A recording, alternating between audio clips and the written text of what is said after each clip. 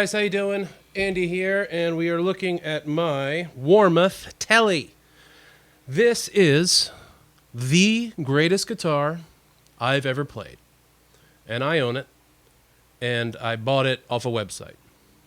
It is a mahogany body, chambered, mahogany neck, Brazilian ebony fretboard. It is the most gorgeous fretboard. Most gorgeous fretboard I've ever seen. I love the center of it and just the way that light brown just kind of streaks down the front. I bought it with a koa top, which is a Hawaiian wood, which is becoming really popular now. And guitars are made out of koa. It's a really expensive wood, so I just wanted the top made out of it. And actually, I made the decision on going with a mahogany body after listening to the tone wood test on the Warmouth YouTube page, which I strongly recommend. They take the same exact hardware and they put it on 3 different telly bodies: one ash, one alder, one mahogany. For anybody who says there's no difference between tone wood, I would suggest listening to that. I'll put a link to it in the description below to the video. And that's what led me to decide on the mahogany body. I think it just has an incredibly rich, deeper tone. Ash and alder do actually sound pretty similar. Mahogany is like a clear difference. And it is a guitar. I've always wanted a Telecaster. It's a guitar that I just wanted entirely designed for the kind of like bluesy southern metal rock blue. I don't even know what my style is. Blues, mediocre blues, let's call it. And this came in 2019. Out of basic manners, I'm not going to say the price. It's significantly less expensive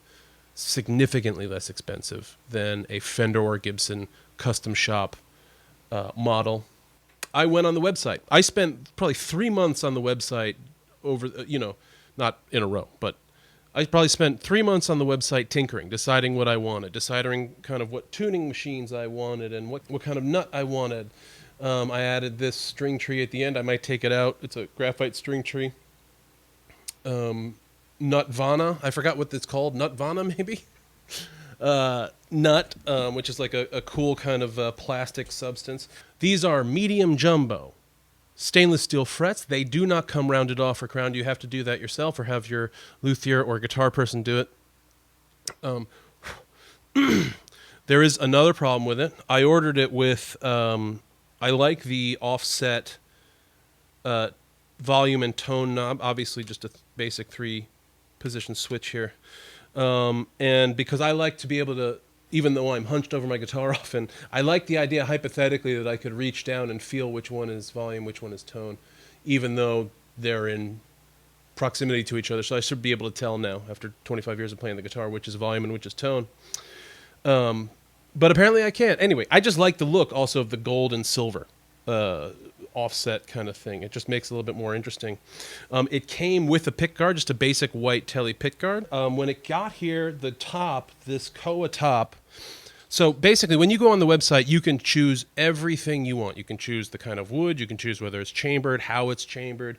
You can choose the neck wood, obviously, the fretboard wood. You can choose the top. It's so customizable. It was like 3 months of even if you don't want to buy a guitar, I just suggest going to the Warmouth site and like building your ideal guitar because it's really fun. So this is not a wildly different Telly than you might get just from a standard Telly dealer. This is Hot for Telly, Seymour Duncan in the bridge here. This is a stacked single coil and a sacked single coil here in the neck.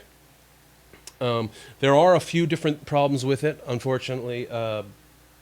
One problem is that this guy just comes off all the time. And you'll notice in a lot of my videos, I just don't have the volume knob on. I've had my luthier try to deal with it. It's probably just, I don't know what the deal is, but it doesn't come on. It won't bite. It won't attach to this thing. It's kind of the pain in the butt, and I might just have to replace the piece. Not a huge deal, though. I mean, it doesn't really greatly affect the tone or quality of the guitar. A few things I really love about this guitar. One is it works. I can put all kinds of distortion through this thing, and even the neck pickup, the single coil stacked single coil, which is helpful, can handle all that distortion and feedback without giving me a great deal of noise. I can even show you right now. Actually, I can't because I'm recording.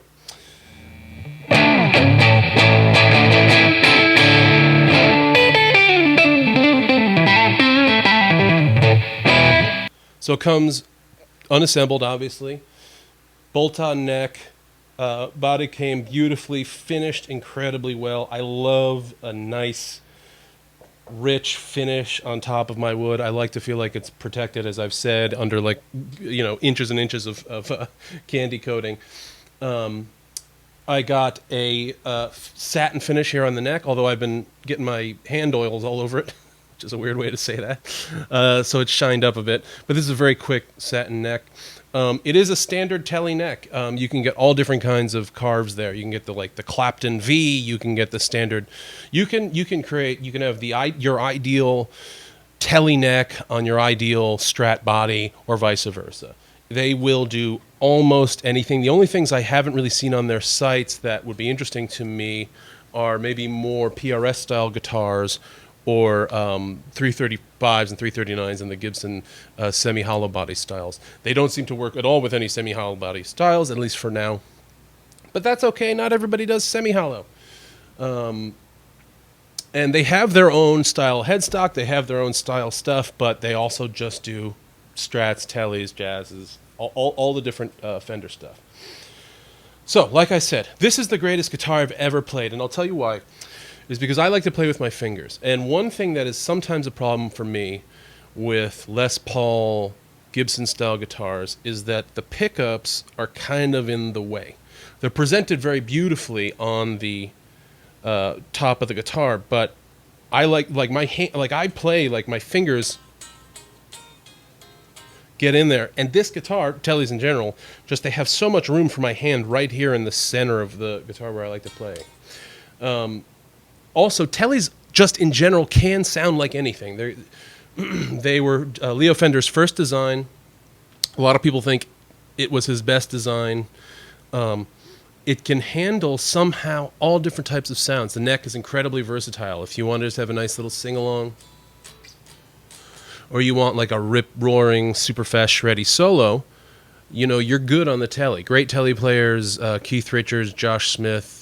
I'm not even going to begin to name all the Tele players in the world. There's so many different Tele players. So I don't say... Now, I recognize that I have had a lot of guitars on my channel. I recognize that I've had a few guitars on my channel that have been very good, and I don't have many negative things to say about them. One reason that is because I don't buy bad guitars. Right, I'm buying guitar. I'm a recording artist. I do production music. I need guitars of different types to create different sounds. So I can't just be bringing in a whole bunch of different guitars just to try them out. I need to get things that actually work for me. And I need versatile guitars, which is why I got the 339, which is why I got the Harley Benton. Check those out on my page should you get bored of this video, which would be impossible. So I don't want it to be understated. I am not incapable of negative criticism of a company or of a product. I will gladly trash. I love trashing things. We all do. I love getting trashy, okay? And I would gladly trash Warmouth if they deserved it, but they don't. They are an incredibly thoughtful company. When I decided at the last moment that I wanted to change the poly finish on the back to a matte finish on the back, I called them up, and they made fun of me and then changed it for a small fee, but not a big deal. They had already sent it down. Not a great deal of money, but they can change it. They'll work with you. They brought the heel in. There's some things I might change, not things I would change, but things if I get another Tele in the future. I'd probably want a little bit more of a contour here on the hill. It's a little bit of a contour, not total. I definitely get a better volume thing. I don't know if I got the ashtray style bridge because it's just so iconic and I just love the look of it. They're notoriously difficult to work with because they're just like gunk traps. They're incredible just collecting grossness from your hands and dead skin, hair, all that stuff. But I still just love the look. I just think this is the most classically beautiful instrument ever, and I adore playing it. Some functional things about all Warmouth guitars. They have an incredibly useful, I don't know if you can see it there. They have a truss rod adjustment right here inside the carve, and you can straighten the neck. Small adjustments to the neck here. You also, when you take off the neck, there is another adjustment here that will do more drastic shifts up and down in the neck.